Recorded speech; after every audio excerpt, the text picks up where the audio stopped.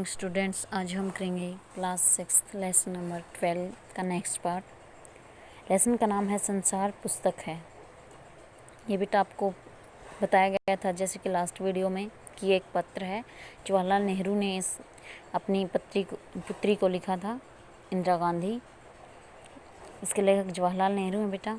तो बेटा इसमें वो बताते हैं कि हर जो प्रकृति की चीज़ होती है वो हर चीज़ अपनी कहानी खुद बताती है, बस फ़र्क है कि आप उसको समझ पाते हैं या नहीं। वो बेटा एक चट्टान के पत्थर की कहानी बताता है कि वो कैसे चट्टान का टुकड़ा कैसे एक चिकना गोल रोड़ा बन जाता है। आगे देखो बेटा, लेकिन मुझे आशा है कि इन थोड़ी सी बातों को भी तुम शौक़ से पढ़ोगी और समझोगी कि दुनिया एक है और दूसरे लोग जो इसमें आबाद हैं हमारे भाई बहन हैं। जब तुम बड़ी हो जाओगी तो तुम दुनिया और उसके आदमियों का हाल मोटी मोटी किताबों में पढ़ोगी। उसमें तुम्हें जितना आनंद मिलेगा उतना किसी कहानी या उपन्यास में भी न मिला होगा। यह तो तुम जानते ही हो कि यह धरती लाखों करोड़ों वर्ष पुरानी है और बहुत दिनों तक इसमें कोई आदमी न था। आदमियों से पहले सिर्फ जानवर थे और जानवरों से पहले एक ऐसा समय था जब इस धरती पर कोई जानवर चीज़ न थी। आज जब यह दुनिया हर तरह के जानवरों और आदमियों से भरी हुई है, उस ज़माने का ख्याल करना भी मुश्किल है जब यहाँ कुछ न था।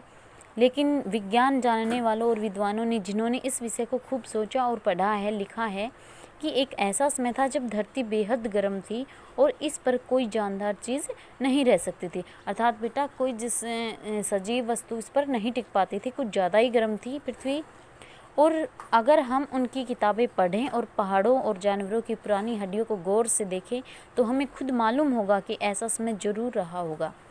तुम इतिहास की किताबों में ही पढ़ सकती हो, लेकिन पुराने ज़माने में तो आदमी पैदा ही नहीं हुआ था, किताबें कौन लिखता। तब हमें उस ज़माने की बातें कैसे मालूम हों? यह तो नहीं हो सकता कि हम बैठे बैठे हर एक बात सोच निकालें।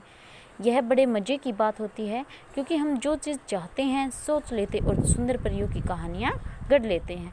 लेकिन जो कहानी किसी बात को देखे बिना ही गढ़ ली जाए, गढ़ना होता बेटा बना ली जाए, वह ठीक कैसे हो सकती है। लेकिन खुशी की बात है कि उस पुराने ज़माने की लिखी हुई किताबें न होने पर कुछ ऐसी चीज़ें हैं जिनसे हमें उतनी ही बातें मालूम होती हैं जितनी किसी किताब से होती।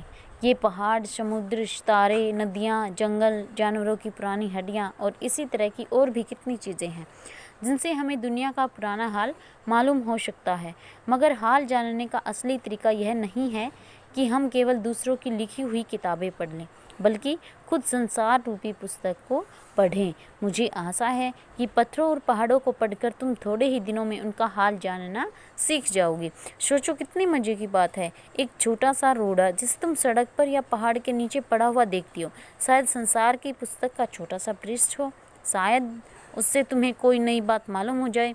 शर्त यही है कि तुम्हें उसे पढ़ना आता हो। बेटा हम किसी भी चीज़ के बारे में तभी जान सकते हैं जब हम उसकी भावनाओं को समझते हों, उसका पढ़ना जानते हों। थैंक यू बेटा।